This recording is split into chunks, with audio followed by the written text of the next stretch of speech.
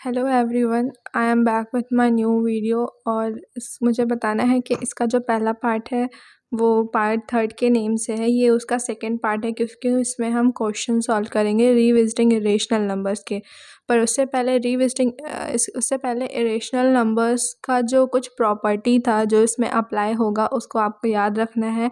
First property ये था कि रेशनल और इरेशनल नंबर के जो मल्टीप्लिकेशंस होते हैं वो भी इरेशनल नंबर होता है, और रेशनल और इरेशनल नंबर का जो एडिशन या सब्ट्रैक्शन होता है वो भी इरेशनल नंबर होता है, और रेशनल इरेशनल का जो डिवीज़न होता है वो भी इरेशनल नंबर होता है। तो ये बहुत ही इंपॉर्टेंट प्रॉपर्टी है जिसको आपको रिमेंबर करना पड़ेगा। ओके, तो एनसीईआरटी का एक्सरसाइज 1.3 का हम फर्स्ट क्वेश्चन लेते हैं जिसमें लिखा है prove that root 5 is irrational. Okay,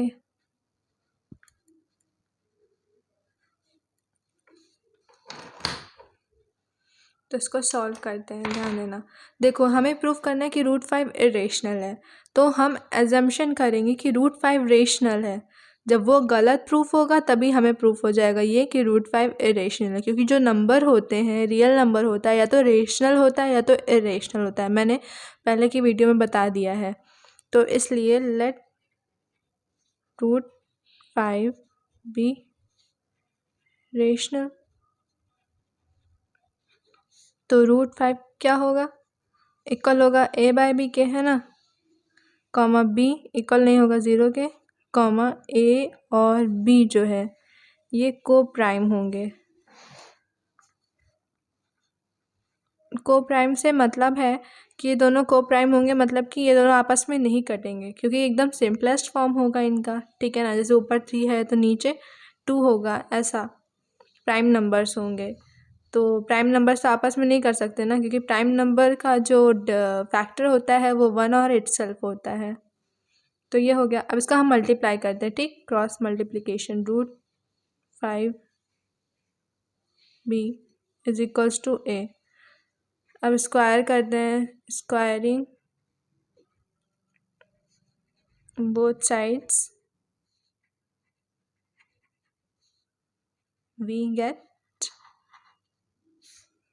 5b square equals to a square. इसको हम मान लेंगे अपनी फर्स्ट इक्वेशन, ठीक है ना।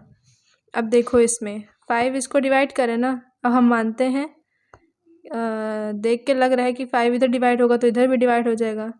तो इफ़ अगर 5 divides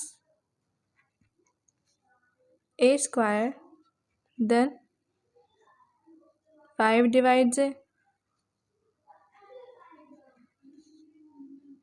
according to theorem, according to theorem।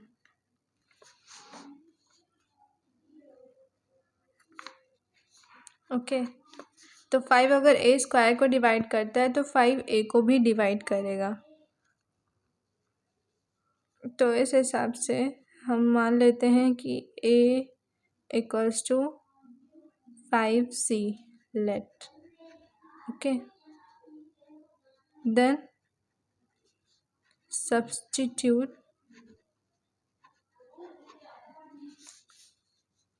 a equals to 5c in equation first. इसको इक्वेशन सेकंड मान लो, इधर जगह नहीं थी तो इधर मानते हैं, ठीक है।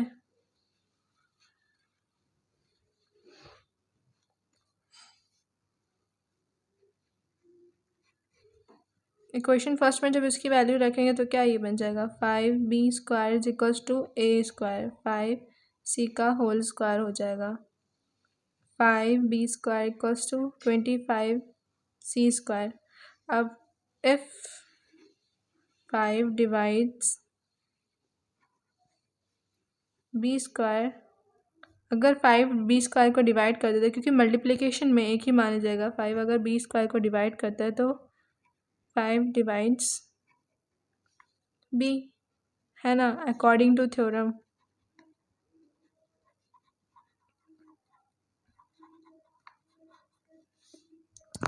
तो अगर 5b स्क्वायर को डिवाइड करता है तो 5b को भी डिवाइड करेगा थ्योरम के अकॉर्डिंग। तो ये हमारा हो गया equation third.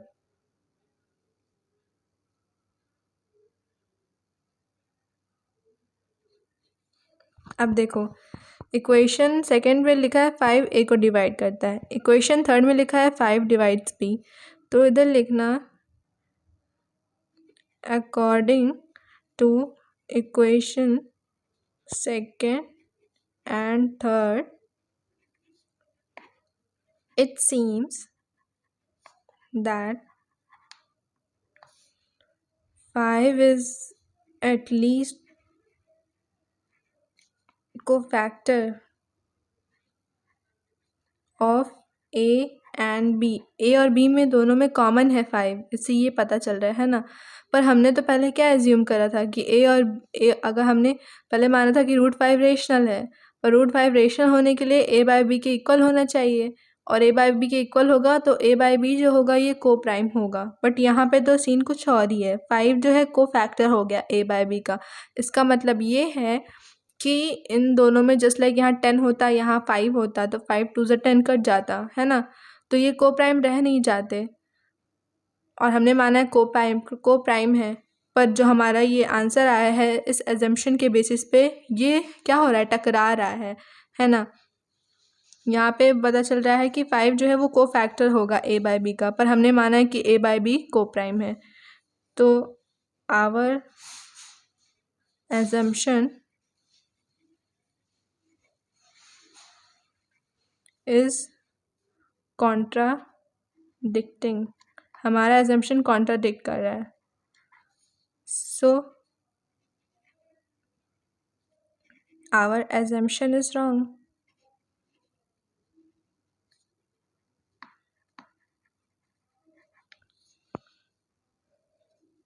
And √5 is irrational. Okay, hence दिख रहा है ना, नहीं दिख रहा है, hence proved। तो ये सॉल्व था √5 को इरेशनल शो करने का। अब हमें शो करना है कि 3 + 2 √5 ये इरेशनल है। मैंने बताया था कि जब किसी रेशनल और इरेशनल का एडिशन होता है या सब्ट्रैक्शन होता है तो उसका आंसर इरेशनल आता है। बट हमसे प्रूफ मांग रहे हैं, तो प्रूफ मांगने के लिए जैसे पहले हम एज्यूम किए थे कि वो रेशनल है, ऐसे इसमें भी हम एज्यूम करेंगे लेट 3 + 2 √5 इज रेशनल।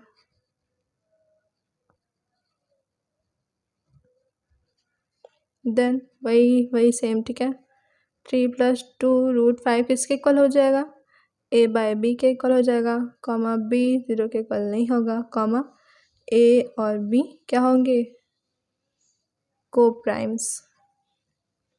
ओके, इनके कोई भी फैक्टर नहीं होंगे other than 1 and itself, just mind it. Okay, अब ये हो गया है ना।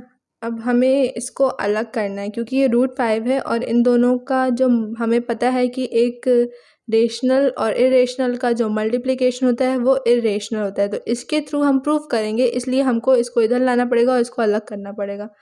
तो चलो 2√5 = a बाई b -3 है ना, हमने इसको अलग कर दिया।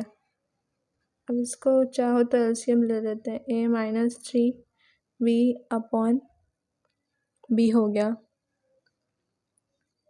देखो अब ध्यान से, सिंस a और b क्या है, ये इंटीजर्स है ना, पॉजिटिव में हो नेगेटिव में हो इंटीजर्स है ना, तो we get a by b -3 is rational. अगर ये इंटीजर्स हैं तो ऑब्वियसली ये रेशनल होगा क्योंकि इंटीजर्स जो है वो रेशनल होते हैं। सो 2√5 भी रेशनल होना चाहिए, जब ये रेशनल है तो ये भी रेशनल होगा। सो 2√5 is rational, but √5 is irrational as we know and also according to property of irrational numbers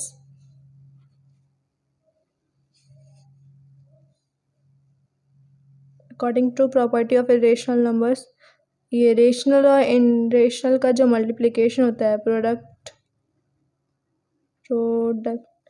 of rational and irrational is always irrational. समझ में आया? Hence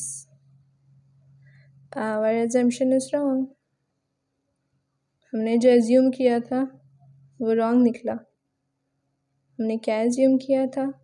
3+2√5 इरेशनल, 3+2√5 रेशनल है, ये हमने देखो एज्यूम किया था। लेट का मतलब होता है एज्यूम करना, तो यहाँ पे हमारा जो एजम्पशन था वो रॉन्ग निकला, तो hence our assumption is wrong and what we are back with, and our assumption is wrong, so 3+2√5 is irrational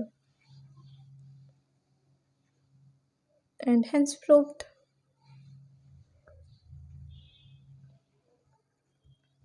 so please tell कि ये समझ में आया कि नहीं, ठीक है ना? नहीं समझ में आया होगा तो फिर से समझा देंगे। and that's all, thank you and please like, share and subscribe my channel।